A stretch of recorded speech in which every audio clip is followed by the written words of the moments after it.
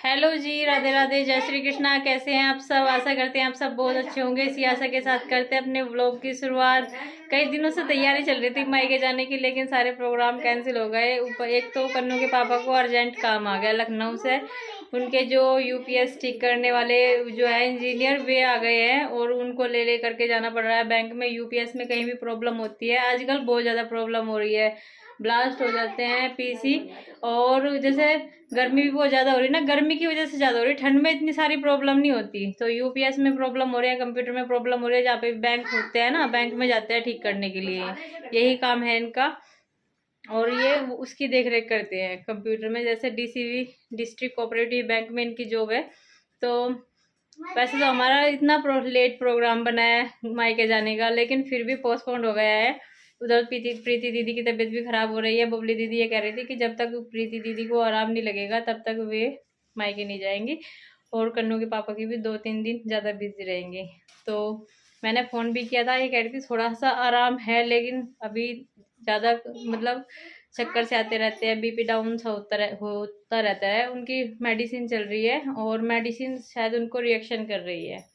तो जी चलिए करते हैं घर के और बाकी काम। वैसे तो सारे के सारे काम जो है निपटा लिया है, दोपहर के काम स्टार्ट होंगे। अब सब्जी बनाई है और आज इसमें पानी नहीं डाला, इसने तोरी ने खुद से पानी छोड़ दिया। और ये वो वाली तोरी है ना जो उनसी बबली दीदी ने दी थी। तोरी की सब्जी थोड़ी सी बनाई है क्योंकि ज़्यादा तो हमारे घर में कोई खाता नहीं, माँ और पिताजी खाते हैं, तो उन्हीं के लिए चटपटी सी बनाई है। लाल मिर्च बहुत डाल रखी है इसमें। ये कहती थी जब तक सीसी नहीं करते ना, जब तक खाने में तोरी की सब्जी मज़ा नहीं आता बिल्कुल भी।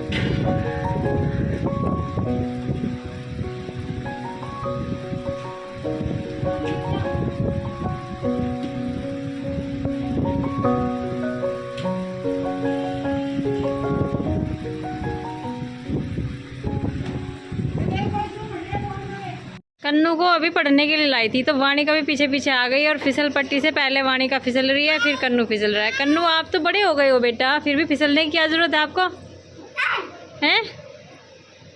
और घर में सारी जगह साफ सफाई भी हो गई है, झाड़ू भी लग गई है, शाम की बर्तन भी साफ हो गए हैं। और अब लास्ट काम रह गया था कपड़े धोने, कपड़े भी धुल गए हैं, बस लास्ट राउंड सूखना बाकी रह गया है। कन्नू ध्यान से, वाणी का छोटी है, वानिका खूब खेलने लगे हैं। अब दोनों भाई बहन एक दूसरे के साथ में खेल लेते हैं। कन्नू का सारा टाइम वानिका के साथ में खेलते खेलते ही कट जाता है और इसको बाहर भी जाने की ज़रूरत नहीं पड़ती है। अब इंग्लिश का वर्क करना है। कन्नू पीछे हो जाओ बेटा, आप उतर जाओ, वानिका को झूलने दो। कन्नू हटना बेटा, ये यहाँ से बैठ जाती है, पीछे से नहीं आती बैठ करके।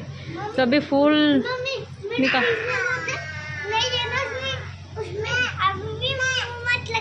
ठीक है। आई खुद से गिरने लग रही है।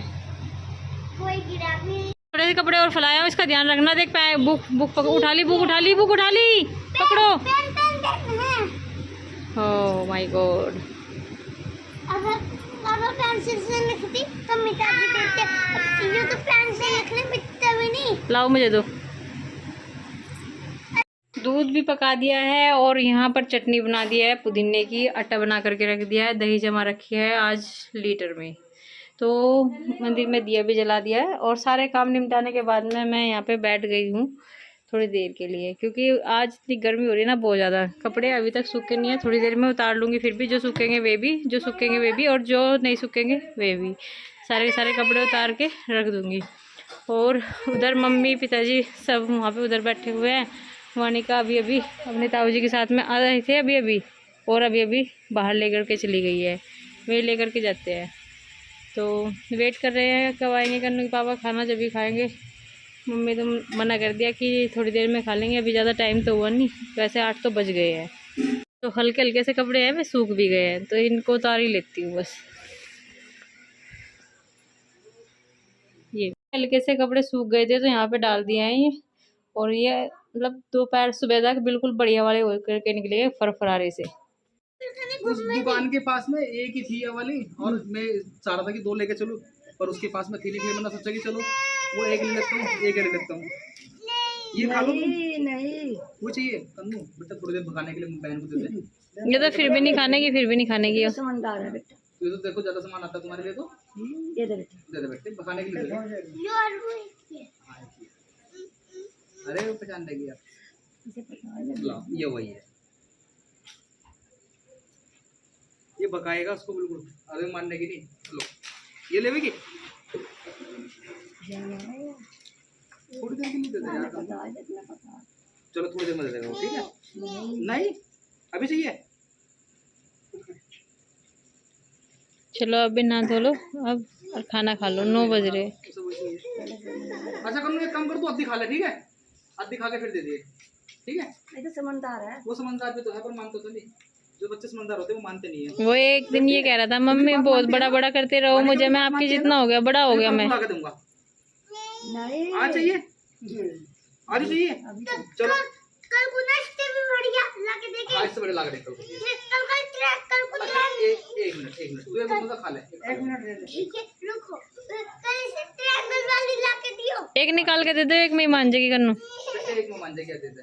नहीं तू तोड़ दे, मुंह से तोड़ लेगी, मुंह से तोड़ लेगी, वो दे दे भाई, पूरी दे दे, पूरी दे दे। एक निकाल के दे दे, एक में मान जाएगी। खाने के लिए घुमा के देखिए, ये तो खिड़की है,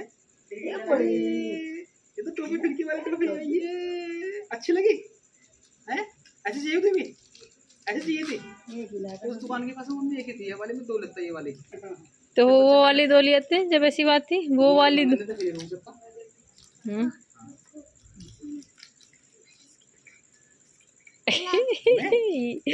ये इसकी भी खा लेगा और अपनी भी खा लेगा।